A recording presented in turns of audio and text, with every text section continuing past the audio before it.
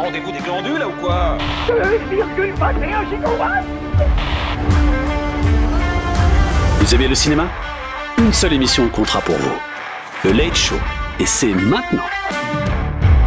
Bonjour ou bonsoir à YouTube, bienvenue dans ce Late Post exclusif à la plateforme YouTube. Ce soir au programme, nous avons Lucas. Bonsoir Lucas.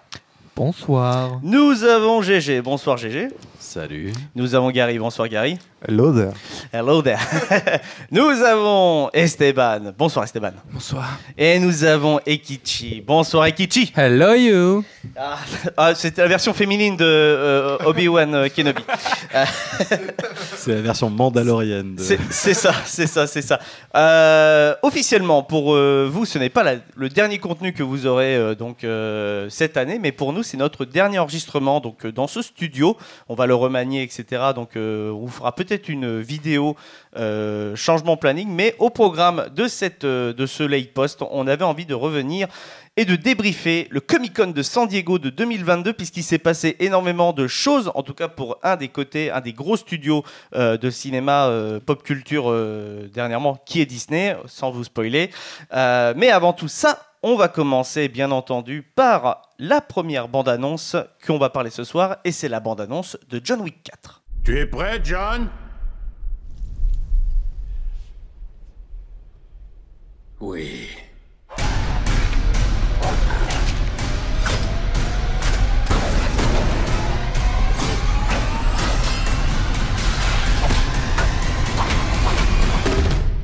John Wick 4, donc apparemment dernier opus, normalement de la trilogie John Wick, normalement le troisième devait être la fin, et puis finalement ils ont préféré le séparer en deux.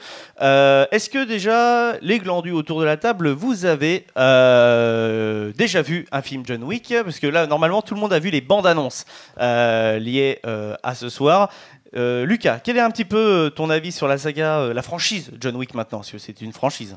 J'ai vu que le 3 au cinéma par curiosité. Ok, et qu'est-ce que tu en as pensé? Parce que c'était quand même une grosse révolution du cinéma d'action, puisque c'était un film qui était un film réalisé par deux cascadeurs à l'époque, le premier opus en tout cas, et à partir du deuxième, ils se sont séparés en deux. L'un est parti réaliser Atomic Blonde et on le retrouvera cet été dans Bullet Train, c'est le réalisateur de Bullet Train, et justement, l'autre a continué la voie de John Wick, et apparemment développe cet univers-là. On aura un film spin-off dont le personnage principal est joué par Ana de Armas. Je crois que ça s'appellera Ballerina, je crois, quelque chose comme ça. Ouais. Et il y aura aussi une série télé qui s'appellera Continental, puisqu'elle se passera au sein de l'hôtel, qui est un lieu normalement de paix dans l'univers de John Wick. C'est un moment de trêve entre les assassins. Jérôme, tu as vu les films John Wick? Qu'est-ce que tu as pensé de cette bande-annonce? Alors, j'ai vu aucun film John Wick. Ok. Alors, c'est pas que je suis complètement hermétique à ce média. Bien au contraire, on m'a toujours présenté ça comme quelque chose de fun et décomplexé. Et je me dis que, éventuellement, pour passer une bonne soirée, ça doit le faire. En revanche, là, j'ai l'impression de voir que le cast de Matrix. Enfin, moi, dans la bande-annonce, je m'attendais à voir Trinity débarquer. Je me suis dit... Il y a des rumeurs. Ah ouais, mais... vous allez pas aller jusque là quand même. Si. S'il vous plaît. Et du coup, ça entache un peu l'image que je me faisais de John Wick. Après, il faut que je voie les précédents et éventuellement, je ferai l'effort pour aller voir ce 4e opus. Comme ça, au moins, c'est une chose qui sera faite. Ok, je crois que le film sortira en 2023 si je ne me trompe pas, donc tu as un peu de temps pour regarder les 3 premiers opus, et en fait je le disais, il y a des rumeurs, etc., puisqu'à partir du 2 nous avions eu tout simplement Lawrence Fishburne qui était arrivé dans la trilogie Matrix, et sachant que le réalisateur de John Wick 1 est la doublure cascade de Keanu Reeves dans les Matrix, tout se recoupe, et donc ils ont essayé de faire des vannes un peu méta, et il y a même au début du 2 ils avaient même balancé comme quoi finalement John Wick était un univers parallèle à Matrix, et finalement ils ont coupé court, c'est pas du tout ça, c'est juste des vannes méta liées à Matrix dans l'univers de John Wick. Oui, c'est juste un délire autour de la montre, quoi. C'est ça, et le seul truc qu'on essaye en fait de pousser, c'est que j'aimerais bien avoir un petit caméo justement de Trinity, mais juste pour la vanne, tu sais, entre guillemets, elle apparaît, c'est fait, et voilà. Ok. Moi, je pense. Gary.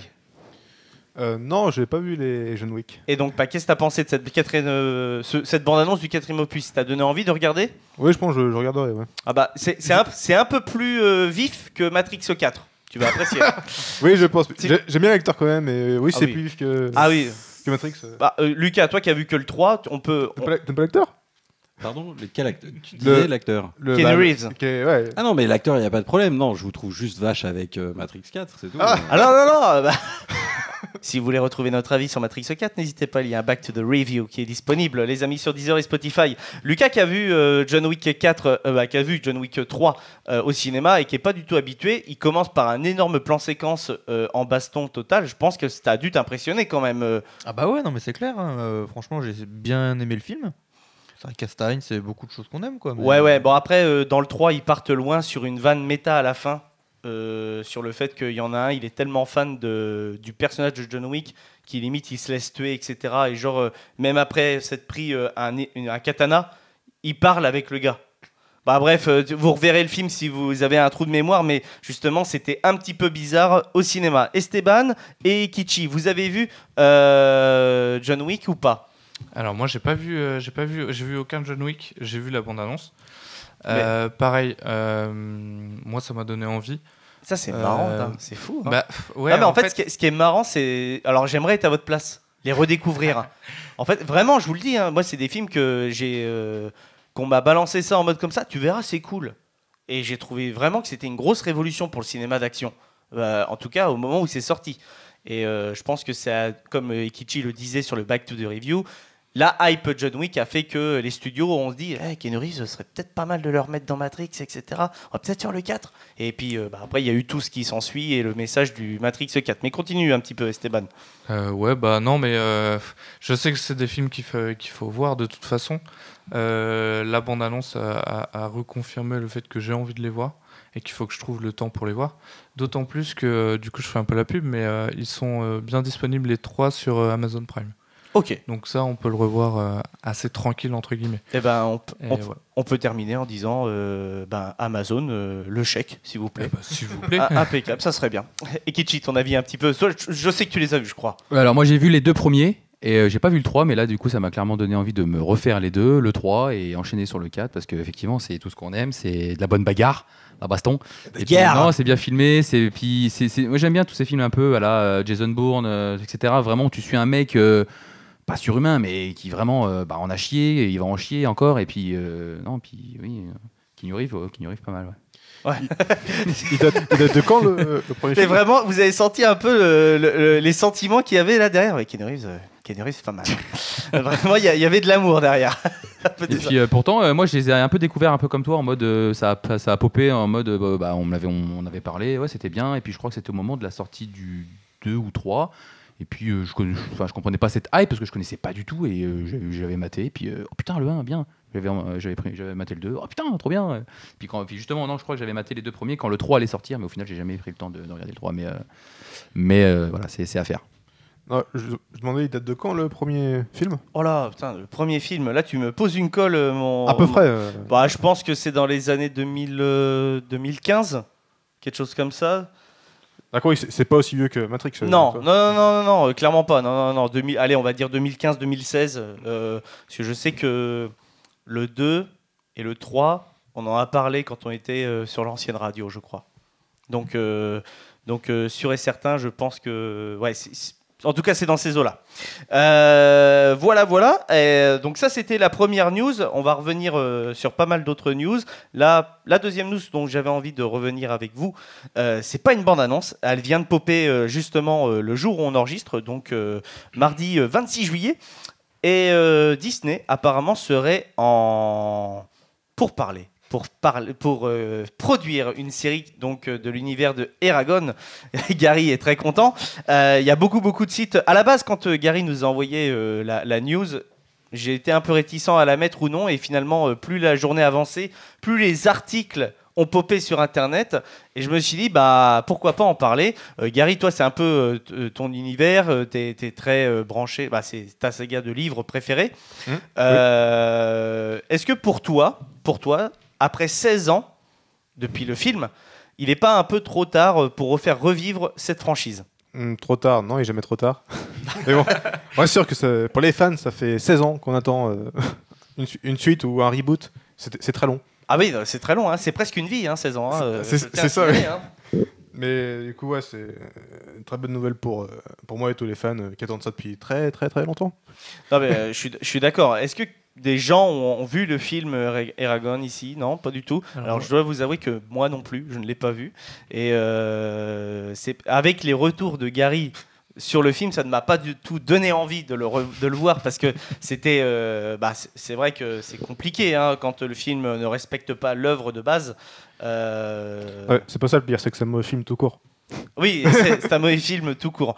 Donc voilà, t'allais dire quelque chose, Esteban? Ouais, moi je l'ai vu. Et alors? Je l'ai vu, mais moi je suis encore un petit, donc je l'ai vu quand j'étais jeune ado. D'accord. Et moi, c'est les univers de Chevalier Dragon, donc j'avais pas trouvé ça si mauvais. Je l'ai revu après, et mon avis a changé. Normal, mais ça c'est bien, c'est tout ça. Et bah écoutez, super, donc c'était la deuxième news qui a popé, donc liée au Comic-Con de San Diego. Et pour la troisième news, alors là il y aura un peu plus de débat, un peu plus d'animation, ça c'est sûr, puisqu'on va parler de la bande-annonce des Anneaux de Pouvoir. On vous a conté tant de mensonges sur la terre du milieu.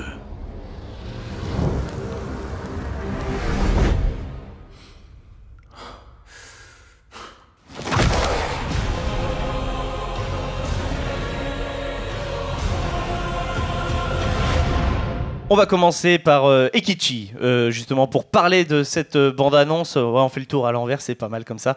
Alors, justement, Ekichi, toi, est-ce que tu es familier déjà à l'univers de Tolkien, Seigneur des Anneaux, etc. Alors, familier, oui, uniquement par les films. J'aime beaucoup l'univers, mais je ne suis pas autant calé, par exemple, que Gary, ou voilà, les livres, les jeux, etc. L'univers étendu, je ne le connais pas, mais j'aime beaucoup les films. Et j'ai beaucoup aimé cette bande-annonce et qui fait très Peter Jackson, en fait. Et on dirait que la DA est similaire et on a l'impression de voir une série du film, enfin je sais pas si ah non, si, et clairement et c'est très beau. Ils reviennent un peu du côté des maquillages pour les orques plutôt que de partir sur la synthèse comme la trilogie Le Hobbit. Donc très hypé, voilà, puis du coup ça va me permettre d'en savoir plus sur l'univers étendu, le avant, etc. Donc j'attends beaucoup. Ouais. Je suis assez d'accord avec toi, c'est quand même magnifique cette bande-annonce, déjà d'une en termes d'esthétique, en termes de réalisation comme tu l'as dit, et comme tu l'as dit, là vraiment tu as tout résumé, mais c'est tellement vrai, on va faire un tour, mais je pense que les fans en ont eu vraiment marre de la saga Hobbit, avec ses effets spéciaux, beaucoup de CGI, etc., le côté un peu moins authentique que les films étaient, pourtant c'était Peter Jackson derrière, et peut-être aussi le fait que il a quand même étiré un petit bouquin sur 3 films, donc on a senti vraiment le côté étiré, un peu longué, alors que peut-être 2 ou un gros film aurait suffi par rapport à ce qu'il a raconté dans sa première trilogie. Là, j'ai vraiment l'impression qu'avec Amazon, ils vont prendre leur temps et à raconter quelque chose. Et cette bande-annonce, moi, m'a vraiment montré des vrais enjeux pour la Terre du Milieu, le vrai début du mal et des personnages que on connaît de nom et qu'on a envie de revoir et d'évoluer. C'était vraiment très intéressant. Esteban, toi, un petit peu ton avis. Je crois que c'est ton coup de cœur du Comic-Con. Ouais, clairement, là, c'est mon coup de cœur. Alors après, il a quand même des côtés négatifs, ce trailer, mais déjà, effectivement, comme Eikichi l'a dit, on ressent tout de suite le côté... on a compris que ce que vous aimez, c'est les 3 films du Seigneur des Anneaux, et on va respecter ça. Merci Amazon. Eux au moins ils ont compris, contrairement à Disney. Et par contre c'était quoi ce tacle? mon petit pic Star Wars. Ouais, mais le tacle gratos. Ouais, mais ça me fait plaisir. Ça fait plaisir. C'est jamais gratos quand il s'agit de Star Wars. Enfin voilà, ça déjà effectivement gros point positif. Après point négatif parce que c'est le seul que j'ai en tête pour l'instant. Mais c'est que ce trailer est beaucoup trop long. Il nous dit beaucoup trop de choses. Oui. On ne peut que être déçu, malheureusement, après ça. On peut se faire des 300 films. C'est trop. Arrêtez de nous montrer de tout ce que vous allez parler dans la série, quoi. C'est vrai que ça peut être un peu frustrant de voir certains... de découvrir des choses dans le trailer et que justement on va les louper ou moins les apprécier dans la série. Jérôme, toi, un petit peu alors en l'occurrence, c'est là où je suis pas d'accord avec toi, genre sur le fait qu'elle soit trop longue, etc. Parce que elle va, enfin, moi je pense qu'elle évoque beaucoup de parties différentes du récit qui va nous être conté. Et puisqu'il se veut une adaptation plutôt fidèle, etc., donc des événements qui sont contés dans le Silmarillion, il me semble, ce sont des faits, des histoires que les vrais fans qui ont lu les bouquins, etc., connaissent déjà. Et donc, en fait, montrer tout ça, c'est rassurer ces gens-là. C'est juste que t'es pas le public, en fait, cible de cette bande-annonce, je pense, qui était là pour rassurer les fans de la première heure, les lecteurs, pour leur dire, regardez, on va parler de ça. Et vous voyez, on n'est pas en train de vous trahir, et etc. Et nous, la seule chose qu'on voit dans l'aspect on n'est pas en train de nous trahir, c'est toute cette direction artistique qui reprend l'esthétique de la trilogie du Seigneur des Anneaux et pas les tons pastels dégueulasses du Hobbit, quoi. Alors oui, mais quand on se sent obligé de rassurer dans une bande-annonce, ça sent jamais très bon non plus. Alors non, c'est pas dit. C'est parce que souvent les fans qu'ils ont sur Internet sont un peu virulents, tu vois. C'est exactement pareil avec les fans de Star Wars. Mais je pense que les fans de Star Wars sont beaucoup plus virulents que les fans du Seigneur des Anneaux. Les fans de Star Wars sont beaucoup plus manipulables aussi. Aussi, c'est vrai. En fait, faut te dire, elle est très longue, mais je pense qu'elle montre rien. Comparé à ce qu'ils ont prévu. J'espère, honnêtement. J'espère. Non, mais oui. Donc, Gary, justement, toi, tu as pris la parole. Parce que là, pareil, c'est le coup de cœur de Esteban. Je ne sais pas si c'est ton coup de cœur, mais en tout cas, de prédilection, c'est un peu la série que tu attends le plus, là, cette année, avec House of the Dragon. Ouais, c'est avec cette série-là. Mais, ouais, série. On est gâtés cette année en série fantastique. Oui, c'est vrai. Mais oui, j'ai très hâte, parce qu'on va effleurer, même toucher, je pense, les événements du Silmarillion, qui est ma période préférée dans les bouquins. Mais l'histoire principale se passera au second âge. Je sais pas si vous voyez à peu près la... c'est 200 ans avant... Non, okay. Non, c'est... D'accord, non mais je sais pas, je vais entendre parler. Non, mon pauvre, c'est bien avant. Ah oui, parce d'accord. que le Seigneur des Anneaux, ça se passe à la fin du 3e âge. D'accord. Et entre chaque âge, tu comptes 2-3 000 ans plutôt, je pense. Mais pourtant, il y a des personnages comme Galadriel et tout ça. Ah, mais Galadriel a 30 000 ans, s'en fiche. Ah ouais, d'accord. Même plus, je pense, tu vois. Ah ouais, d'accord, ok. Bon, écoutez, hein, on est pas mal. Hein. Elle est bien conservée, en tout cas, pour son âge. Mais... J'adore. Très belle. Très belle. mais du coup, je pense que les premiers épisodes, on va avoir une petite introduction pour savoir les événements du premier âge, voire avant. Tu sais, la photo avec les deux arbres, un jaune et un argent, ça c'est avant le premier âge, c'est avant que le soleil et la lune soient nés. Et ensuite, le premier âge, c'est vraiment le Silmarillion. Et second âge, c'est vraiment le commencement de la guerre contre Sauron, en fait. D'accord. Mais le premier âge, il y a Sauron, mais surtout son maître qui combattent, en fait. D'accord, ok. Écoute, c'est super intéressant. On verra si la série explore justement ça. Donc, rendez-vous au mois de septembre, les amis, pour en parler. Ça, par contre, je pense qu'on en parlera. Lucas, toi, est-ce que tu es familier à l'univers des Seigneurs des Anneaux ou pas du tout ? Pas du tout. Ah, c'est vrai que je crois que t'aimes pas du tout. Bah, c'est pas que j'aime pas, c'est que c'est trop vaste et que... Non, mais je comprends, t'inquiète. Nous, on ne juge pas. Mais en tant que... ça m'a perdu. Trop vaste. T'as regardé Game of Thrones ? Non. J'ai regardé 5 saisons. C'est vaste. J'ai arrêté. C'est vaste. Ne va pas plus loin. L'univers des livres est plus vaste que Game of Thrones encore. De Tolkien. Vous voyez pas, mais je vais me faire casser la gueule. Mais non. En vrai, non. Non, mais regarde, en vrai, moi qui est novice dans l'univers, les 3 films, ça m'a suffi, entre guillemets, pour comprendre un peu l'univers, ce qu'on veut me raconter, les différentes races, les différents peuples. J'ai pas besoin d'en savoir plus pour apprécier, en fait. Après, c'est pas... Oui, l'univers étendu est vaste. Après, l'univers étendu, on choisit de l'explorer ou non, après. Oui. Ne te méprends pas, hein. Quand je dis ne va pas plus loin, ne va pas plus loin que la saison 5. Hein. Je suis pas en train de te dire ne va pas plus loin dans tes excuses de méconnaissance du Seigneur des Anneaux. T'inquiète, je suis le même genre de païen que toi. Hein. Ah ouais, mais carrément. Moi, pareil, hein, j'ai découvert les films, que ce soit Seigneur des Anneaux et Hobbit, grâce à Gary, je vais vous l'avouer. Hein. Gary ne m'aurait pas, entre guillemets, motivé pour regarder ces films. Je pense que je ne les aurais jamais vus, parce que de base, je ne suis pas très heroic fantasy dans mon contenu, dans ce que je regarde. Moi, mon domaine, c'est plus les films de super-héros. D'ailleurs, transition, si on passait du côté de chez DC Comics qui a complètement loupé son Comic-Con cette année, je vais employer les termes pour moi, ils ont quand même dévoilé les premières pages du comics préquel à The Batman, puisqu'il s'appellera donc The Riddler Year One, qui est écrit par Paul Dano lui-même. Ça, c'est le petit truc qui est intéressant pour les lecteurs de comics, entre guillemets, mais... En ce qui concerne le cinéma, on a eu le droit qu'à 2 petits trailers. Le premier trailer, c'est celui de Shazam 2. Chacun peut être méritant s'il saisit sa chance. Alors va te battre pour ta famille. Va te battre pour le monde.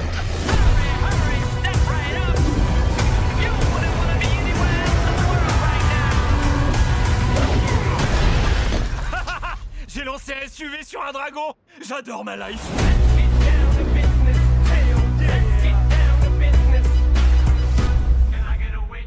YouTube, ne nous strikez pas, c'est pas de notre faute s'il y a la musique de Eminem dedans.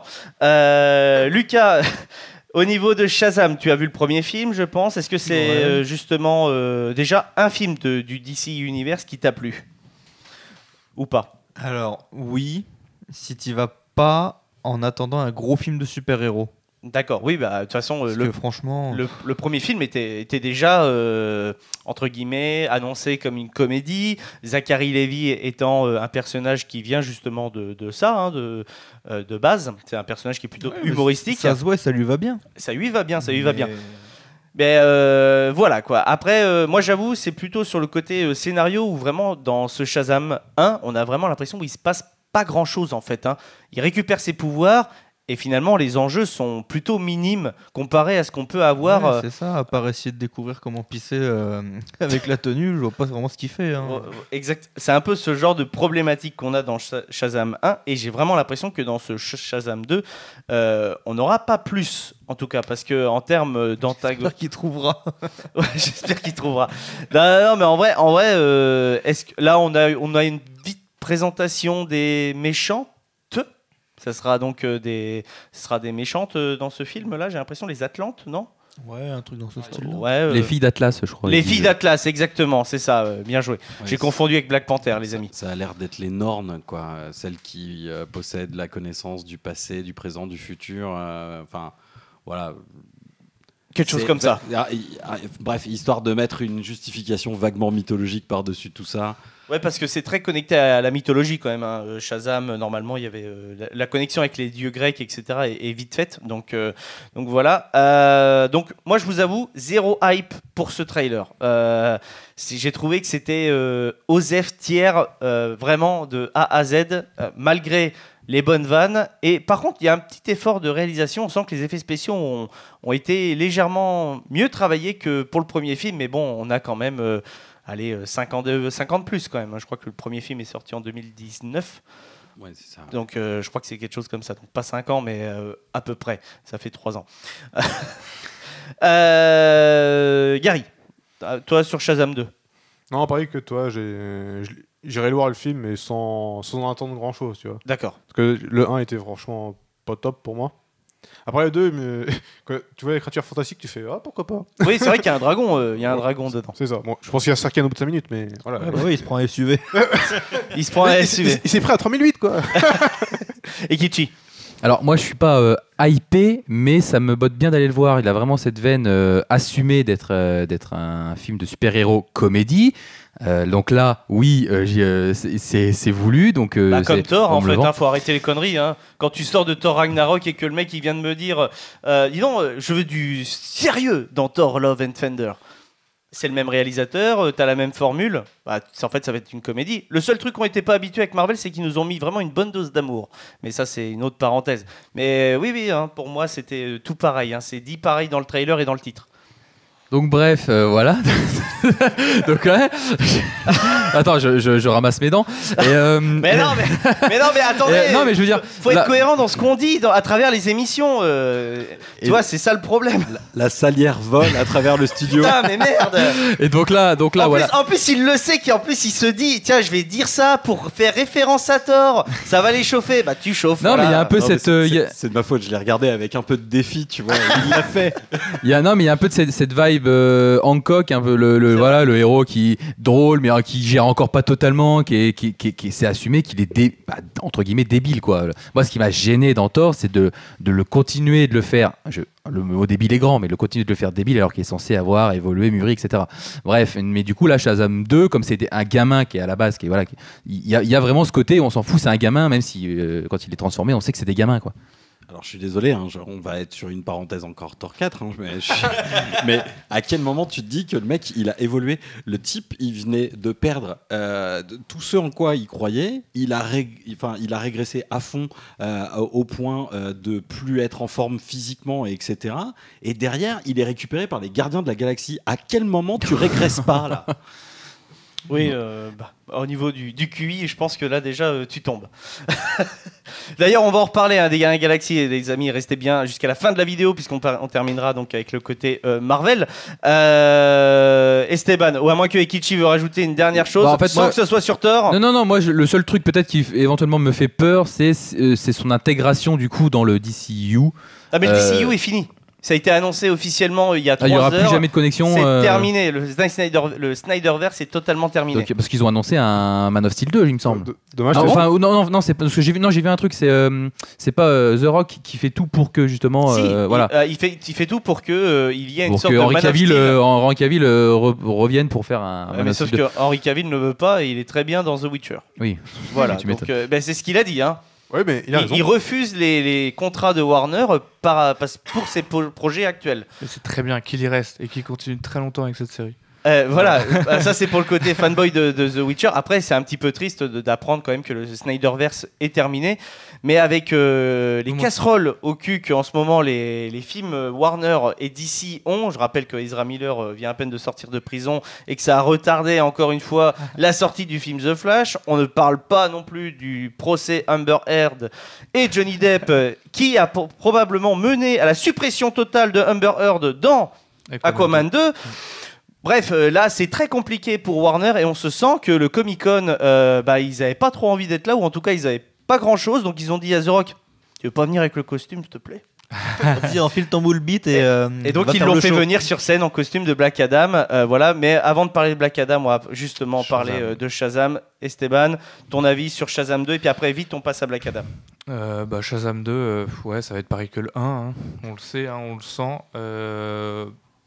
À la limite, un film pour des ados ensemble, ça fait une bonne sortie, ça fait des bons souvenirs, et puis on en parle plus. Ça, par contre, c'est vrai. Je trouve que c'est typiquement le genre de film que j'aurais kiffé au lycée, etc. C'est ça, entre potes, tu vas rigoler, puis t'en parles plus après. Petit McDo, tu fais un Shazam, t'as passé une bonne après-midi, potentiellement avec ton crush. Non, franchement, c'est cool. Je pense qu'il faut le consommer. Ce genre de film. Ouais, exactement. C'est exactement ça. Bon, passons à Black Adam. C'est parti. Extrait vidéo. Le monde avait besoin d'un héros.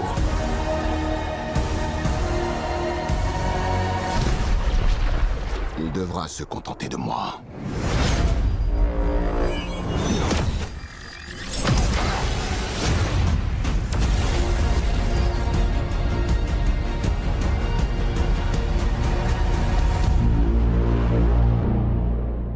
Black Adam, film avec The Rock, et on aura le plaisir de retrouver Pierce Brosnan dans le film, dans le rôle du Dr. Fate, si je me trompe pas, Fate, truc comme ça. Fate, merci beaucoup.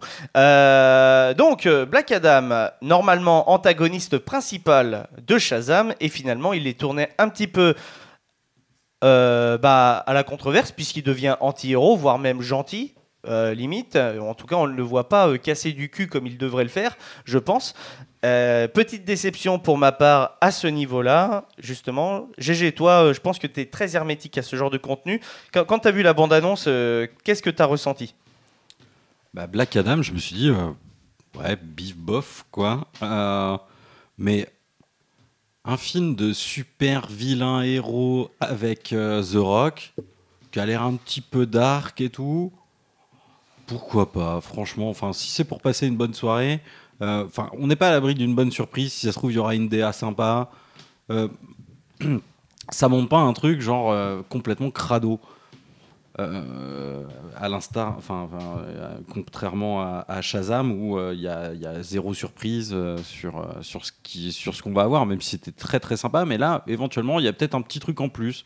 Voilà, en plus, c'est le premier. Enfin, Suicide Squad mis à part, c'est le premier film d'ici qui met un peu en exergue un méchant, etc. et qui se veut pas un film d'auteur. En tout cas, Joker. En tout cas, solo, hein, c'est ça. Enfin, voilà, solo. Ah, puis bon, Joker, c'est vraiment à part. Oui, Hein, c'est ça, c'est complètement à part. Voilà, pourquoi pas. Allez, voilà, on est dans un côté super, complètement assumé, mais qui a l'air d'aller sur le côté dark, du côté Warner, de la Force. Bon bah allons-y, pourquoi pas. Franchement, c'est pas le genre de film que je vais bouder. Voilà. Après, par contre, enfin, je peux pas aller à une séance pendant les 3 semaines où il est programmé. Je m'en voudrais pas toute ma vie, quoi. C'est ça. C'est ok. S'il y a l'occasion qui fait que, pourquoi pas aller le voir. Gary, toi justement sur Black Adam, c'est un film qui t'intéressait de base. T'as envie d'aller le voir avec la bande-annonce là? Ah, de base, je connaissais pas du tout ce personnage, tu vois. D'accord. Mais pendant que j'ai sorti, je fais ah tiens, c'est qui ça? Petite anecdote, Black Adam vient de l'univers de Shazam, et en fait Shazam dans l'univers de DC Comics s'appelait Captain Marvel avant. Marvel a racheté les droits et donc ils n'ont plus le droit d'utiliser, donc ils l'ont appelé Shazam. Voilà. Anecdote pour ceux qui veulent. Mais non, quand tu regardes la bande-annonce, ça donne plus envie que Shazam en tout cas. C'est beaucoup plus dark. Hein, justement, je pense à beaucoup plus me plaire, tu vois. Non, mais c'est sûr. Tu dis, ils foncent pas des culs, mais à un moment, ils volent avec des avions de chasse et ils mettent une grosse droite en avion. Tu sais pas trop pourquoi, mais. Ouais, mais ça, c'est parce que le mec l'a regardé mal. Il est pas là pour trahir l'anti, tu vois. Je me demande s'il n'y a pas un petit tacle à Tom Cruise quand même. Potentiel. Esteban. Moi, j'en attends beaucoup de Dr. Fate parce que c'est un perso que j'aime beaucoup. Et de tout l'univers autour de Black Adam, donc Shazam, Hawkeye, pas Hawkeye, Hawk, je crois qu'il s'appelle juste Hawk d'ailleurs. Hawk, ouais, c'est ça. Et pour ceux qui aiment beaucoup ce côté-là, je pense que vous les connaissez déjà, mais on en parle un petit peu dans Titan, on en parle un petit peu dans DC Legends of Tomorrow, et c'est vrai que j'ai lu pas mal de comics avec eux notamment, et en tout cas, ce côté Égypte, Black Adam, Dr. Fate, il y a quelque chose à faire vraiment. Donc sûrement que je serai déçu, mais ça a l'air comme Jérôme dit. C'est quand même rare que tu es déçu en sortant du film, moi Esteban, quand même, vraiment. Non oui, c'est vrai que c'est rare, mais là j'en attends vraiment beaucoup, en tout cas du personnage de Dr. Fate. Ouais, moi aussi, je suis assez d'accord. C'est le personnage qui m'intrigue le plus, en plus joué par Pierce Brosnan, étant fan de James Bond de base. Pour moi, c'était la base. De dire pour moi c'est mon argument principal pour aller voir le film, mis à part The Rock. Ikichi. Bah moi, un peu comme Esteban et Jérôme, je déteste pas The Rock, je l'admire pas non plus, ses films sont sympas, le film pop, enfin pour ma part pop un peu de nulle part parce que je ne connais pas du tout Black Adam. La bande-annonce, oui, bah, ça a l'air d'être un film sympa, qu'on va voir. Mettre en avant un antagoniste. Après, oui, le choix de le faire, pas devenir gentil, mais ouais, anti-héros, d'après ce que j'ai compris, c'est vraiment un méchant sombre, vraiment sombre. Ouais, un méchant. Donc, je pense que les fans vont s'arracher les cheveux, les fans de comics, en tout cas. Bon, moi, j'irai le voir. Après, comme Esteban, je serais peut-être déçu, peut-être pas. Là, c'est vraiment l'inconnu, en fait. Et toi, Lucas, et après, on passera au gagnant. Bon, écoute, c'est pareil que tous les avis, c'est la même chose. Hein. Je pense que je vais y aller. Je sortirai pas forcément déçu, sauf s'il fait pas le sourcil. Ah oui, il faut le sourcil. S'il fait pas le sourcil, ça va pas. C'est ça. Oh, GG, il l'a. Incroyable. Écoutez, pareil, vraiment, je vous rejoins sur Black Adam. Black Adam, ça sortira donc le 19 octobre de cette année. On en parlera donc en saison 5 du Late Show, les amis. Et pour un petit peu continuer cette émission du Late Post, on va parler du gagnant du Comic-Con, à mon avis, au vu du nombre d'annonces qu'ils ont balancées, de Marvel Studios.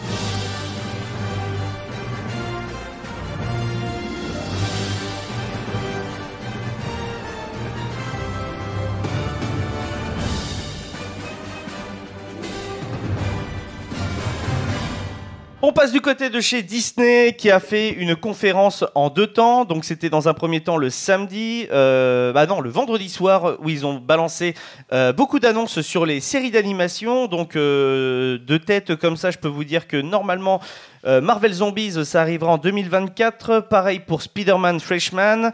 On aura le retour des X-Men, donc X-Men 97, qui est la suite de la série X-Men 90 en 2023, par contre, avec des premiers visuels. Donc je vous invite à retrouver sur les différents blogs qui parlent de Marvel, etc. Donc allez, l'étoile héroïque. Il y a Marvel The Watchers qui en parle sur Instagram. Bref, c'est des comptes que je vous recommande si vous voulez des visuels et tout ça, et plus de détails vis-à-vis de ça. Mais au niveau du cinéma et des séries télé sur Disney+, ils ont balancé 2 gros trailers pour le grand public, mais c'est pas le tout, puisqu'ils ont balancé 4 trailers en tout, dont 2 cachés. Et 2 cachés, donc on va en parler après le premier trailer. Donc Gary qui vient de foutre un coup de boule donc dans le micro, voilà. Et on va commencer tout de suite donc avec le premier trailer qui était donc de She-Hulk. Vous vous souvenez de la copine que vous aviez au lycée? Celle qui était bien plus cool que vous, super canon, celle qui attirait tous les regards. Salut. Je crois que je suis jaloux. C'est ça que je ressens, de la jalousie?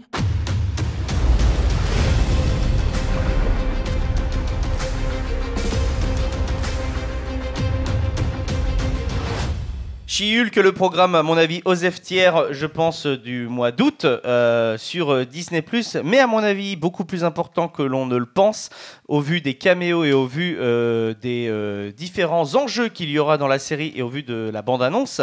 Donc, série finalement quasiment obligatoire à regarder pour la fin de la phase 4, puisque la fin de la phase 4 se fera donc avec She-Hulk et Black Panther 2. On fait vite fait un tour de table sur She-Hulk. Lucas, toi, pareil, c'est un peu la série aux F-tiers, t'en attends pas du tout? Ouais, non, c'est aux F. Hein. Ouais, je suis assez... Moi, je vous avoue que je suis hype quand même pour She-Hulk, pour déjà Daredevil. Ouais, Daredevil et l'Abomination. L'abomination. C'est le seul truc qui m'ont hype quand j'ai vu la bande-annonce. Et puis, il y aura des connexions avec le multivers, quand même, au vu de la bande-annonce. Donc, franchement, il y a des choses où je me dis, ça peut être intéressant à regarder. Il y a de l'idée. Miss Marvel m'a bien surpris sur ce point-là. Ouais, il y a de l'idée, mais le problème, ça va être la mise en forme du truc. Hein. Ouais, alors... Pas forcément bien foutu, ça risque d'être un peu... Ah, tu penses que là, c'est par rapport aux effets spéciaux, justement, de la fille? Non, en plus, par rapport à la série en elle-même. Bah là, on peut pas savoir déjà le format, etc. Je sais même pas si ça sera des longs épisodes, si ce sera des courts épisodes. Voilà, Loki, c'était normalement de base. Que je dis ça, c'est parce que comme on sait pas forcément plus de comment est-ce que ça va être présenté, le problème c'est d'attendre de voir comment ça va être présenté. Et voilà, moi c'est ça qui me fait un peu peur. Hein. Ouais, mais après, avec quand même la vague d'internet, t'es pas obligé d'attendre, tu peux juste laisser couler. Et au cas où, si tu vois qu'il y a des bons retours, tu peux attaquer. Et puis, tant pis si tu t'es fait spoiler, tu vois, entre guillemets. Si de base le contenu t'intéressait pas, c'est pas si grave. Toi, GG, pareil, Osef, sur She-Hulk? Ouais, pas mal. Autant je regrette toujours d'ailleurs de ne pas avoir vu encore WandaVision ou Loki, autant là, mais je pense qu'il y aura zéro regret. Je ne suis pas la cible de cette bande-annonce, je ne suis pas la cible de cette série. Je veux dire, j'étais pas la cible d'Ally McBeal non plus dans les années 90. C'est très vibe ça. Et je pense que c'est parti pour nous raconter la même histoire à la sauce super-héroïque. Moi j'aimerais bien qu'il fasse une parodie de Law and Under avec vraiment le générique vraiment tam tam tam tam tam tam. Et Kichi.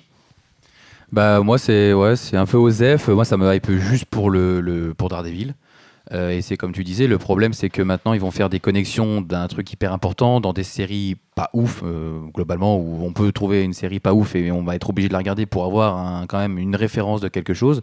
Je vais la regarder parce que j'imagine qu'elle sera quand même assez courte comme les autres, donc ça fera peut-être 6 ou 8 épisodes. Je regarderai, mais peut-être avec un œil un peu osef, quoi. Et il y aura Hulk dedans, il a l'air un peu quand même tourner un peu aussi en dérision. Hulk, ça fait un peu pitié de voir un peu comme ça. J'ai vraiment l'impression que le traitement de Hulk sera comme ça sur le premier épisode, mais je vous rappelle quand même que là, dans la bande-annonce que l'on voit, Bruce Banner il est en professeur là. Alors que dans la scène post-crédit de Shang-Chi, il est redevenu Bruce Banner. Donc, à mon avis, il va y avoir cette résolution de mystère dans She-Hulk. Avec le retour de l'Abomination, bien entendu, qui fait déjà un petit caméo dans Shang-Chi. Gary, sur She-Hulk. Non, moi le personnage en elle-même, gros Osef, c'est sûr. Ouais. Mais par contre, toute l'histoire à côté, beaucoup plus intéressante, je pense. Et oui, mais c'est un peu, j'ai l'impression, ce qui nous réserve avec cette série, un background plus intéressant, comme tu disais, voilà, sur un fond de perso Osef que l'on ne connaît pas, alors que Loki était une série plutôt, entre guillemets, facile à faire, hein. C'est juste Loki qui se trimballe d'univers en univers, de timer en timer, et finalement qui se retrouve avec un background et un univers tellement oufissime qui présente quand même le méchant de cette phase 4 et de cette nouvelle saga. Tellement c'est devenu important pour Loki, et c'est ce qui en a fait le fait que c'était ma série préférée déjà de l'année dernière. Esteban. Moi j'ai beaucoup apprécié ce trailer. Ouais, je pense qu'il y a peut-être un truc intéressant à faire avec elle en tant qu'avocate et représentante de. Il y a peut-être un truc peut-être à faire. Après, il y a tous les persos à côté. Ça me fait un peu peur. On commence à accrocher sur plein de héros à droite à gauche. Ça sent encore la série avec des arcs de tous les côtés. Oui, c'est vrai. Donc peut-être qu'il y en aura 2 qui seront intéressants sur tous les arcs. Après, à mon avis, il ne faut pas trop s'attendre à voir Wong souvent, à voir Daredevil trop souvent non plus. Non, ça va être vraiment rapide. Hein. À mon avis, non. Mais Daredevil, peut-être pas beaucoup. Par contre, il est possible de voir un peu plus Charlie... le personnage de Matt Murdock. Charlie Cox en Matt Murdock. Ouais, parce que elle est quand même dans le milieu avocat. Hein. Le sous-titre de l'épisode, de la série, c'est quand même She-Hulk, l'avocate. Donc voilà, je pense. Et voilà, je pense qu'on a fait le tour vite fait sur She-Hulk. Continuons avec la deuxième grosse bande-annonce qui a été balancée du côté de Marvel. C'est celle de Black Panther. Je suis la reine de la plus puissante nation au monde. Et tous les membres de ma famille ont disparu. N'ai-je pas déjà donné tout ce que j'avais?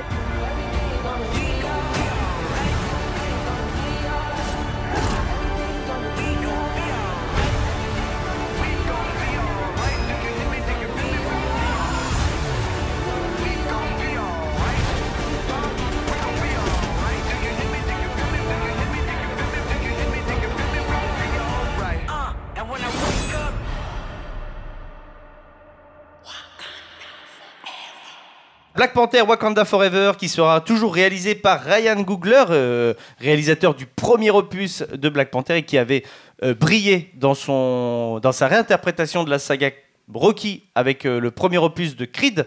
Voilà, si vous ne l'avez pas vu, je vous conseille fortement de vous intéresser à ce film. Quel est pour vous un petit peu votre avis sur la bande-annonce de Black Panther Wakanda Forever? Gary, on va commencer par toi et puis après ça enchaînera avec Jérôme tout de suite derrière. Ah, tu vois, moi je m'attendais à rien du tout, mais quand tu regardes l'annonce, ça m'a inversé, tu vois, ça a l'air beaucoup plus intéressant que de ce que je pensais à la base, tu vois. D'accord. Plus, vu que l'acteur est mort, je ne savais pas trop où est-ce qu'ils allaient s'engager. Et là, on a un petit aperçu, ça a l'air pas mal quand même. Donc, t'es plutôt hypé par le côté, justement, comme quoi le méchant, et donc apparemment principal du film, ça sera Namor, donc un Atlan, qui est considéré comme un des premiers mutants, normalement, qui sera introduit dans l'univers du MCU à l'heure actuelle, parce que c'est un mutant, Namor, hein, de base. Et c'est un des rares gars qui peut battre Hulk et la Chose au corps à corps. Juste, ouais. Voilà, pour vous dire, en termes de puissance, voilà, donc on aura 2 confrontations de civilisation, donc plus le côté wakandais et les Atlants. Les Atlants, en termes de représentation, est inspiré de l'univers aztèque, alors que le wakandais, on sait, est plus inspiré donc des inspirations africaines, donc de base avec plein de mélanges de cultures. GG, un petit peu ton avis sur Black Panther Wakanda Forever. C'est pas un film qui t'intéresse ? Alors ça m'intéresse pas dans le sens où j'ai pas vu le premier parce que le premier me hypait pas plus que ça, et dans ce qu'on m'avait dit c'était ah mais si il est beau quand même, et là cette bande annonce elle me fait dire exactement la même chose. Ouais, la direction artistique a l'air jolie, voilà, il y a un traitement de la lumière qui a l'air super sympa, etc. Mais à part ça, franchement, l'histoire que ça va me raconter, je m'en fiche. Et en plus de ça, savoir que l'acteur principal du premier est décédé malheureusement entre les deux, ça retire énormément de l'enjeu qu'il pourrait y avoir dans ce film. Et du coup, c'est ça qui va me faire, je pense, complètement l'ignorer. Non, mais c'est intéressant quand même. Moi, je vous avoue que ça serait plutôt l'inverse. Je me dirais, sachant que l'acteur est décédé, qu'est-ce qu'ils vont faire? Donc je serais plus curieux de voir dans quelle direction ils vont aller, malgré que j'ai vu, moi, le premier film et que je l'ai beaucoup apprécié également, à part le combat final qui est vraiment... là, on sent que les personnes qui étaient en charge des effets spéciaux n'avaient pas de temps et que là, justement, c'est en train d'éclore cette affaire, comme quoi les gens n'ont pas, les chargés d'effets spéciaux n'ont pas assez de temps pour finir les films. C'est pour ça qu'on se retrouve avec des fois des rendus un peu bizarres, comme le costume de John Krasinski dans Doctor Strange in the Multiverse of Madness, qui est totalement fait en CGI et ça se voit. Donc ça, c'est des problèmes et c'est depuis Black Panther et bien d'autres films que ça existe. Avant, quand on avait du temps pour faire les effets spéciaux, on arrivait à sortir des films comme Transformers qui sont sortis en 2007. Les amis, les effets spéciaux sont dingues pour l'époque en termes de Transformers. Qu'on aime ou qu'on n'aime pas, l'univers de Michael Bay. GG, tu levais la main, tu voulais rajouter quoi? Oui, tout à fait. Après, tu vois, tu me dis que tu as des attentes par rapport au traitement à comment la production va traiter le fait que le réacteur principal soit mort. Alors etc. non, les enjeux que ça amène par rapport au MCU. Je veux dire, c'est la première fois qu'on est confronté vraiment. C'était la première fois qu'on était confronté à ça, avec les différentes annonces qu'on a eues dans le Comic-Con. Finalement, il y a un deuxième film auquel on va se confronter à ce problème-là, puisque les Thunderbolts n'aura pas son Red Hulk, puisque le Red Hulk, c'est le Général Ross, et le Général Ross est décédé dans la vraie vie. Donc, c'est le deuxième film qu'on peut se poser la question de comment ils vont gérer le personnage. Est-ce qu'ils vont le faire venir d'un autre univers, etc. Là, avec l'ouverture du multivers, avec tout ça, est-ce qu'ils allaient vraiment prendre le parti pris de se dire, est-ce que vraiment le T'Challa qu'on a connu de notre univers, qui a vraiment combattu durant la bataille de Thanos, est-ce que c'est vraiment lui qui est décédé? Est-ce qu'ils vont vraiment en prendre compte? Est-ce qu'on va assister à des sortes de funérailles? Ça, c'était des vraies questions que je me posais vis-à-vis du film. Et au vu du trailer, déjà j'ai mes réponses, puisqu'ils ne l'oublient pas et ils vont le mettre en scène, entre guillemets, ils vont le mettre en scène, ils vont le mettre dans la lumière, avec ce plan déjà où ils sont tout en blanc. Là, c'est clairement la cérémonie de deuil de Black Panther, T'Challa, je pense. Et après, savoir qui reprendra le costume ou non, on le sait d'avance. On sait que ça sera Shuri qui va reprendre le costume. Ce qui m'intéresse beaucoup plus, par contre, dans ce film, c'est le traitement de Namor pour l'introduction des mutants. Et ce qui m'intéresse aussi également dans ce film, c'est l'introduction donc de personnage féminin de Ironheart, qui fera sa première apparition dedans. Et il y aura la série qui va arriver derrière. Justement, voilà, Ironheart, qui est vraiment la digne successeur de Iron Man, pour ceux qui ne la connaissent pas, en version féminine. Elle est tout aussi talentueuse que Tony Stark en termes de QI, et donc elle est très très douée. Donc voilà les problématiques que moi je me suis posées, en tout cas vis-à-vis de Black Panther. D'accord, ok, ouais. Donc mais par contre, des problématiques par rapport aux enjeux de la fiction. C'est ça. Parce que moi je voyais plutôt du côté production, etc. Est-ce qu'ils auraient pu faire de ça? Avec quel respect ils peuvent traiter ça? Parce qu'ils sont pas spécialement obligés d'en parler, ils peuvent très bien remplacer l'acteur, c'est ça, ou le faire tout en CGI puisque c'est à la mode chez Disney. Faire ce genre de choses. Je veux dire, quand on voit le peu de respect qu'il a eu en étant posthume aux Oscars et ne pas l'avoir posthume et le filer finalement, il le mérite. À Hopkins. Ok. C'est quand même un peu dommage quand on voit ce que l'Académie a fait. Alors c'est peut-être un refus de mise en scène ou j'en sais rien, mais quand on voit qu'ils ont quand même témoigné peu de respect à cet acteur-là à ce moment-là, alors que tu le mets en lice donc pour l'Oscar du meilleur acteur et que finalement tu lui donnes pas même à titre posthume pour le donner à Hopkins. Je me suis dit est-ce qu'ils vont vont traiter les choses de la même manière pour la production de ce film, tu vois? Alors déjà dès le décès de Chadwick Boseman, Kevin Feige l'avait dit et le trailer le prouve officiellement, et je crois qu'ils vont même aller plus loin que ça, c'est-à-dire qu'il n'y aura aucun autre aucune autre représentation de T'Challa dans tous les univers de Marvel, c'est-à-dire que le seul T'Challa qu'on connaîtra et qu'on verra à l'écran, ça restera Chadwick Boseman. Tellement il a été important. Et bon, on rappelle, hein, Chadwick Boseman est décédé suite à des complications d'un cancer du côlon. Il a tourné les films étant malade du MCU. Hein. Il l'a caché à la production justement pour éviter d'être considéré comme quelqu'un de malade, quelqu'un de faible et tout ça. Et il a tourné des films, des blockbusters du type Avengers, Infinity War et Endgame. C'est une prouesse qui, à mon avis, je pense, est indéniable. Juste pour ça, je pense qu'ils auraient dû lui filer quelque chose à titre posthume. Que ce soit pour le film où il était en liste pour les Oscars, mais juste pour sa performance et sa motivation pour tourner des films aussi gros, avec autant d'enjeux pour Disney et pour les fans, bah voilà, je pense que c'était bien de le souligner. Lucas, toi, Black Panther 2, c'est un film qui t'intéresse, et qui sortira donc en novembre et ça sera le dernier de la phase 4. Alors bah, moi comme GG, j'ai pas vu le premier. Ouais, ok. Et le deuxième de base était... Alors, honnêtement, c'était aux F-tiers. Et là, de tout ce que tu dis, ça me rend un peu curieux de voir du coup le traitement qu'il va y avoir dans le film. Ok. Mais après, voilà, je sais pas si je vais vraiment l'apprécier en tant que tel, comme tout le monde l'a apprécié le premier ou quoi. Bah moi, je vous avoue que déjà d'une, Ryan Coogler, je suis vraiment très très fan de sa réalisation parce que ma saga préférée de film, contrairement à beaucoup de monde, c'est Rocky, moi. Vraiment en termes de saga vraiment avec Retour vers le futur. Et Rocky, quand il est revenu avec Creed, il a amené un vent de neuf et des mises en scène totalement folles. Quand ils l'ont annoncé à Black Panther 1, j'étais en mode waouh, attends, là on va peut-être assister à une dinguerie.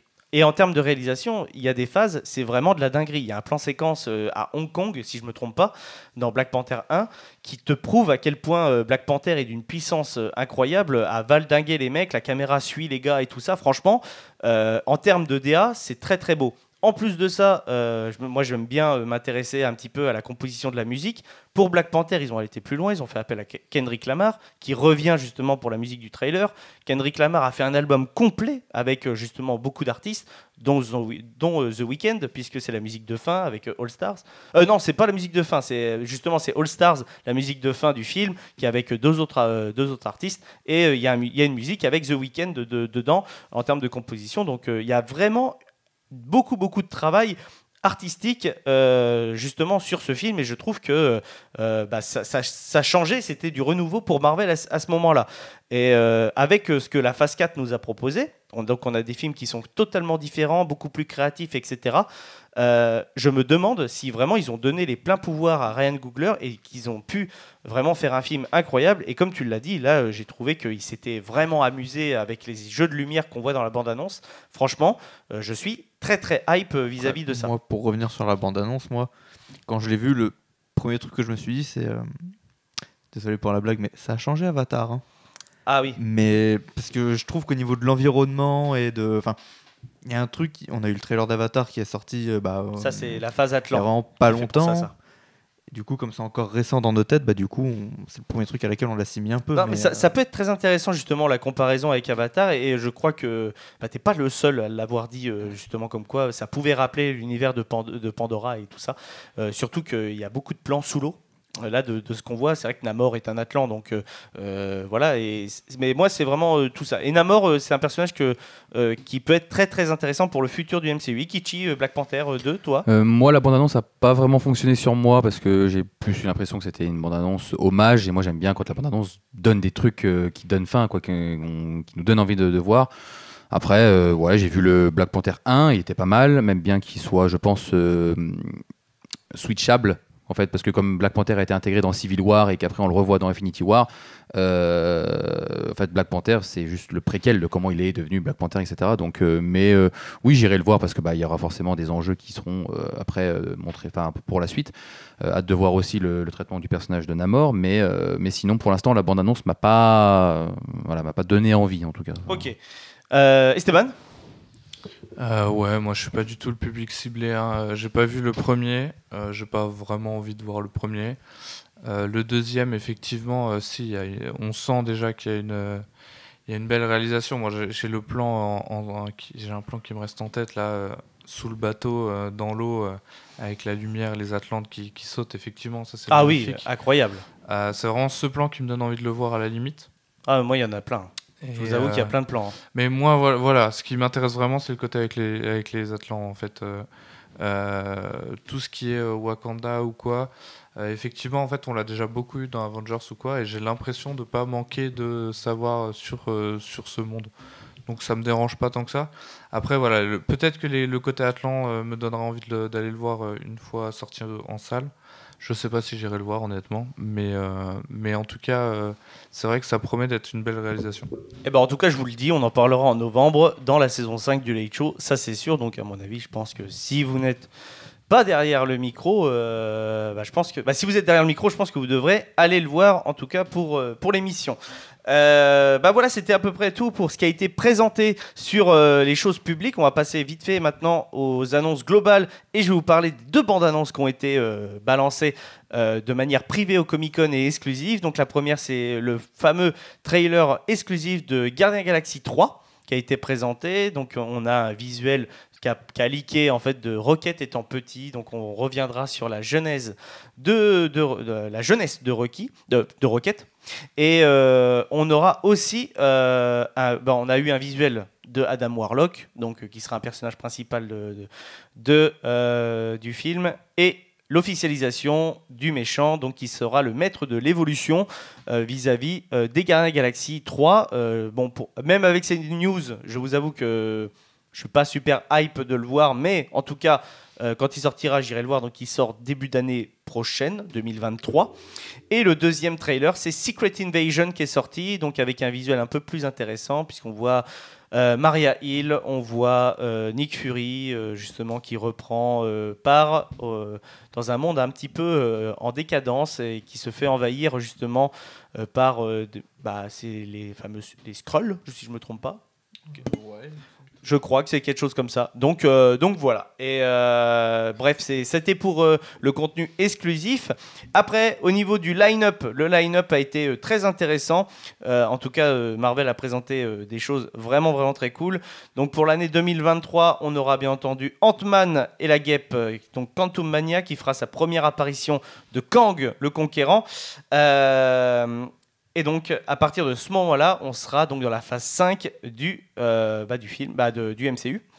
Et après, donc, ça sera Secret Invasion. On continuera avec Guardians Galaxy 3, Echo, Loki saison 2, The Marvel, qui est vraiment obligatoire d'avoir vu Miss Marvel pour le voir, hein, je vous le dis.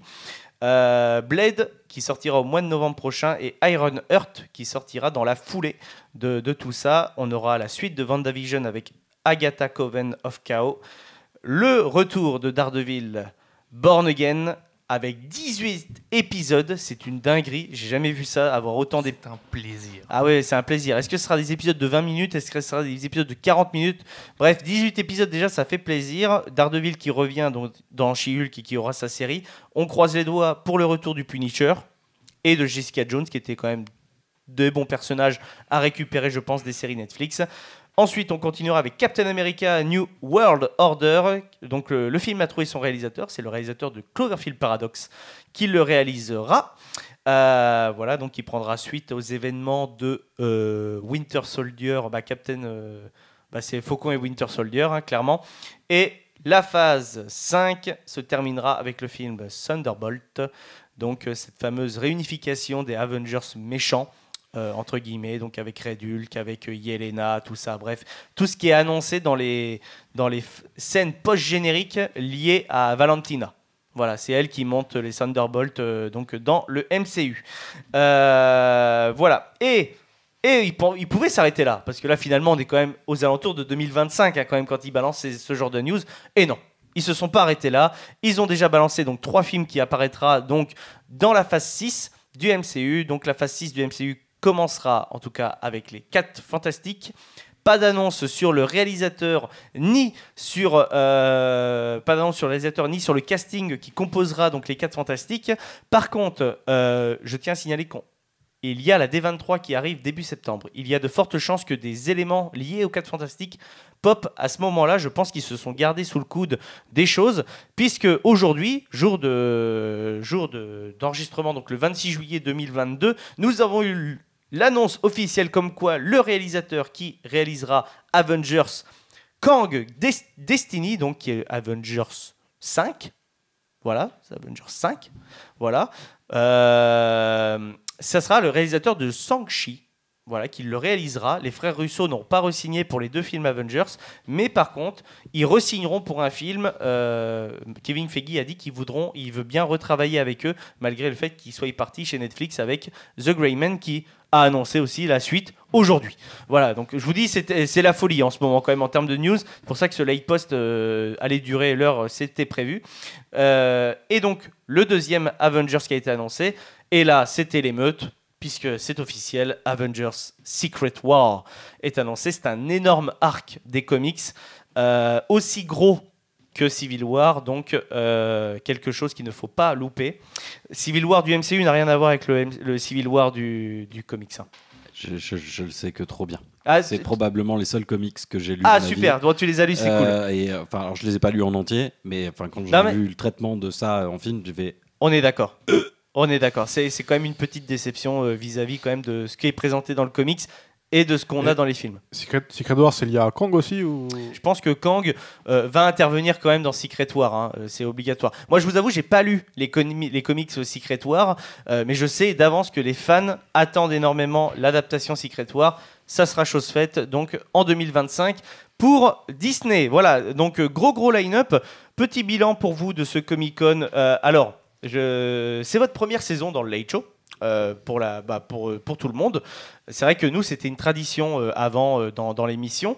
Le Comic-Con, c'est un peu un rendez-vous qu'on a depuis très très longtemps pour nous, à la fois chroniqueurs et présentateurs.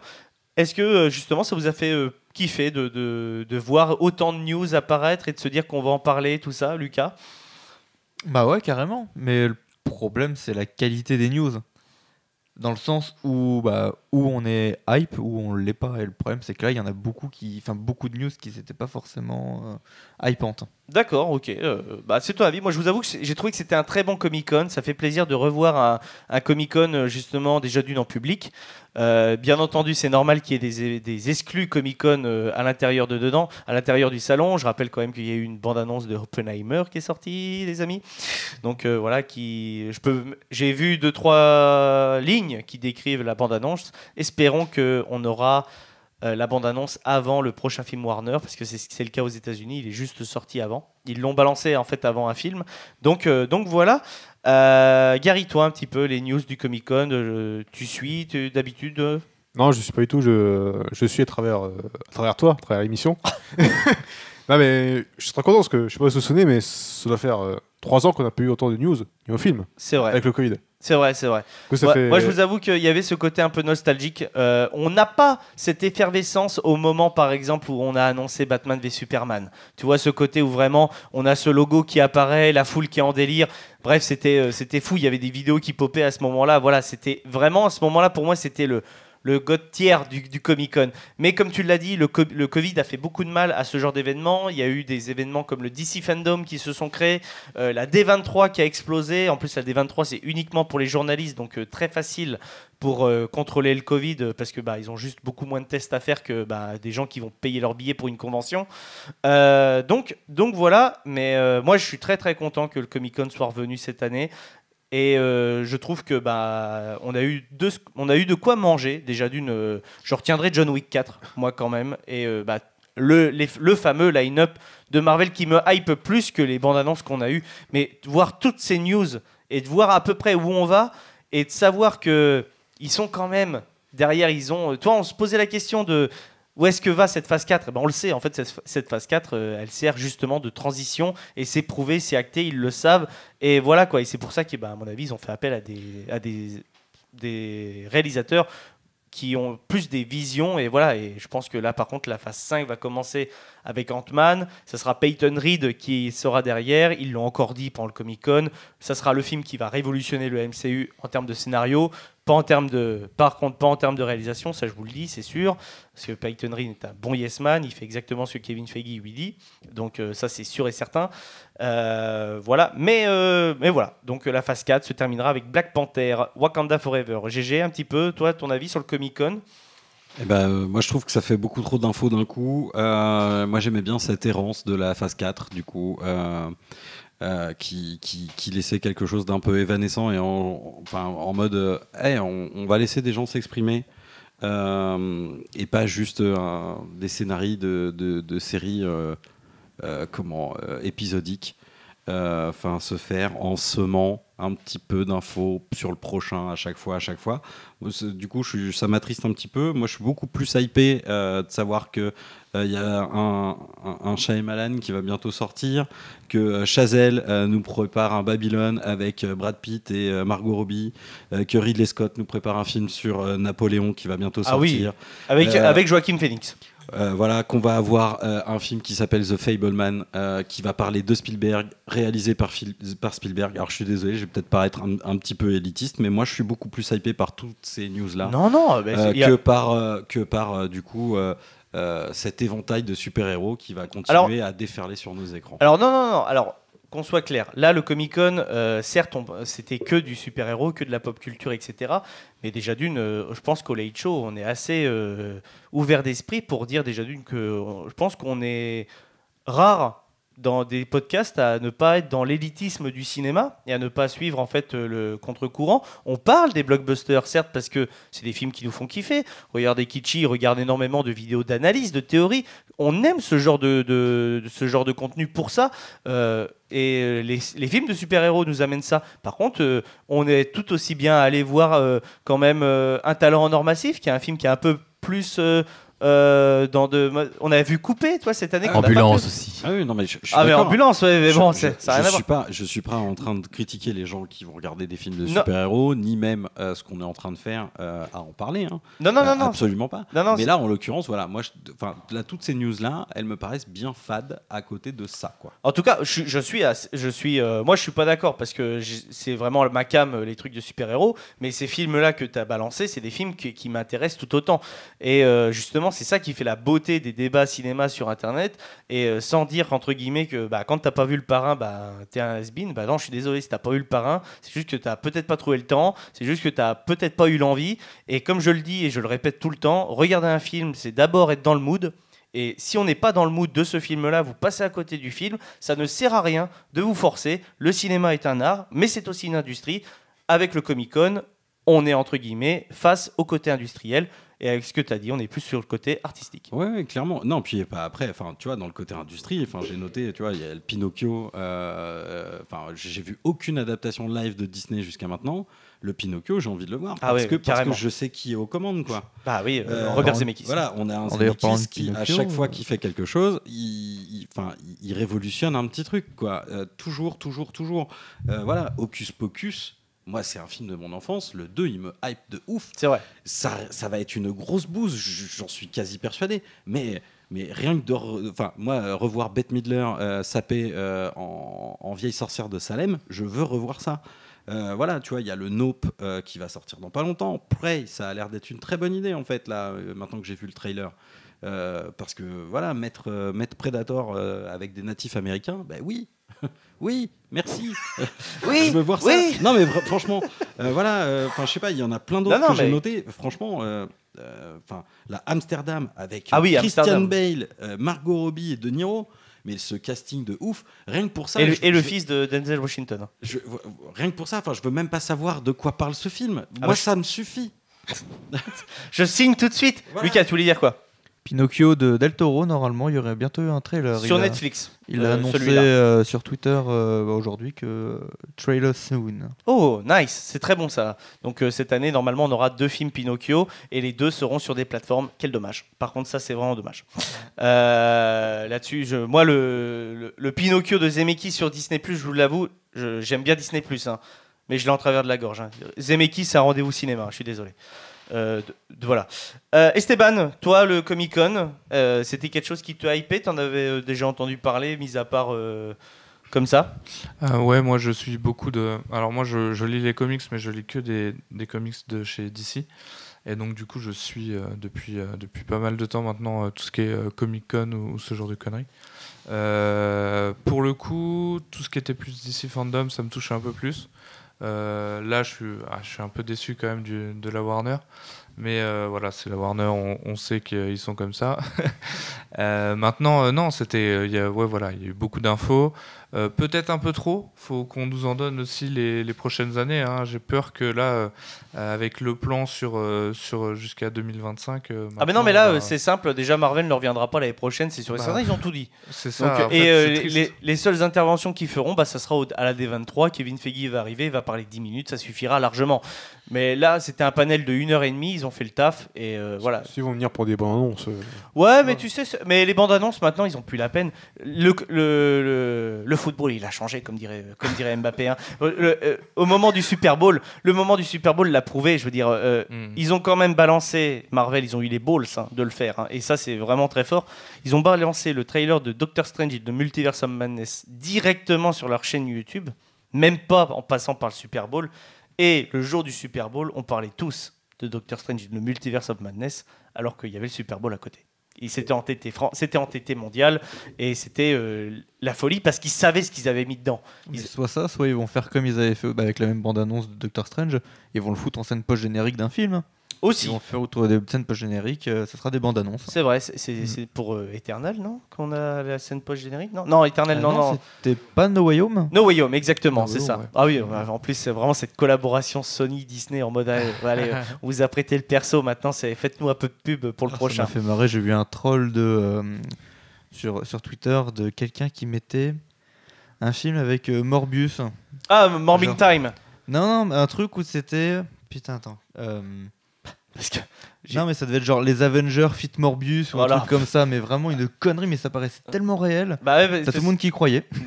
Non, parce que justement, j'ai vu une photo pareil d'un troll, d'un mec on voit Kevin Feige qui est derrière le mur, en fait, qui est devant le mur où il y a le line-up qui est arrivé, et puis finalement il fait la news qu'on attendait tous. Hein. Finalement, c'était ce Morbius 2 Morbin Time, parce que il y a un vrai délire là-dessus, puisque ça a percé sur TikTok de fou, en fait, Morbius. Mais vraiment, du type où il prenait des scènes pour s'en foutre, pour se foutre de la gueule du film. Hein. Il prenait la danse de Matt Smith et tout ça, vraiment des choses qui sont hilarantes à regarder quand tu le prends second degré façon Internet. Sony se sont dit, ce serait cool, et on va leur sortir en salle. Et il a refait un bide. Ils ont fait 2 bides avec ce film, c'est quand même incroyable. Tu sais que Jared Leto, il a aussi pris en second degré le truc. Hein. Oui, il a fait une lui... vidéo où tu le vois en train de lire un script, il le cache et après il l'ouvre et tu vas marquer Morbius 2, It's Morbing Time. It's Morbing Time, vraiment à la Ryan Reynolds avec Green Lantern. Et Kichi. Alors moi, tout ce qui est Comic-Con et tout, je suivais principalement sur les réseaux sociaux, j'avais toujours le récap.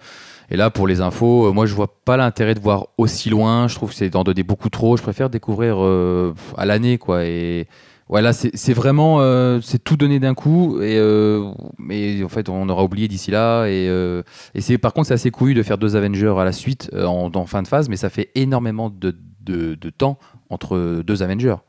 Et je veux dire, ça fait, le dernier Avenger date de quoi, d'il y a 3 ans.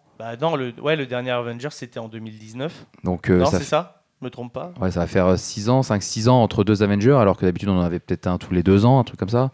Enfin, ça fait... Attention, hein, quand même, Thunderbolt est un film de réunification aussi. Hein. Aussi, ouais, oui. Donc, il n'est pas appelé Thunderbolt, mais je sais pas si vous avez remarqué, mais la typographie ressemble énormément à celle d'Avengers, etc. Thunderbolt est un film de réunification aussi. Donc, il peut être considéré comme tel, à voir un petit peu comment ça va se dérouler avec le début de la phase 5. Je vous avoue que moi, je m'attends à une chose dont j'ai pas parlé de la part de Marvel, et je trouve que c'est pas mal s'ils le font. Mais apparemment, pour cette Halloween, le Halloween qui arrivera cette année, on aura un moyen métrage donc sur les loups-garous, donc qui sera Werewolf by Night, ça s'appelle. J'en ai entendu parler, ouais, parce que c'est lié à Blade, un truc comme ça. Et c'est lié à Blade, et en fait c'est un film secret qui a été tourné en secret, donc c'est des rumeurs qui poperaient et il pourrait sortir juste pour Halloween sur Disney+. Voilà. En mode, c'est un petit truc comme ça à prendre. Bien entendu, à Noël, ça fera la même chose, puisqu'on a le Holiday Special des Gardiens de la Galaxie, qui sera dans la même veine que le Star Wars Holiday Special. Voilà. Très, très, très second degré. Je pense que James Gunn se sont extrêmement bien amusé. Petite larmichette pour Chris Pratt au moment de l'annonce de Guardians Galaxy 3, puisque c'est totalement terminé pour eux après. Donc c'est officiel, hein, c'est vraiment, ça sera leur dernier film. En tout cas, sous les traits de Star-Lord. Donc voilà, bon bah écoutez les amis, merci de nous avoir écoutés, merci à vous les chroniqueurs hein, d'avoir pu suivre ces news ensemble, ça fait plaisir d'en reparler, c'était trop cool, c'est une petite tradition que j'aimerais reprendre avec le Comic-Con de San Diego, qui est le Comic-Con ultime du monde, en espérant que le Covid ne nous coupe pas l'herbe sous le pied malgré la hausse du comment ça s'appelle du virus. Mais bon, voilà, faites attention à vous en tout cas et merci de nous avoir écoutés. On se retrouve très très vite pour encore plus de contenu et encore plus de cinéma. Salut à tous.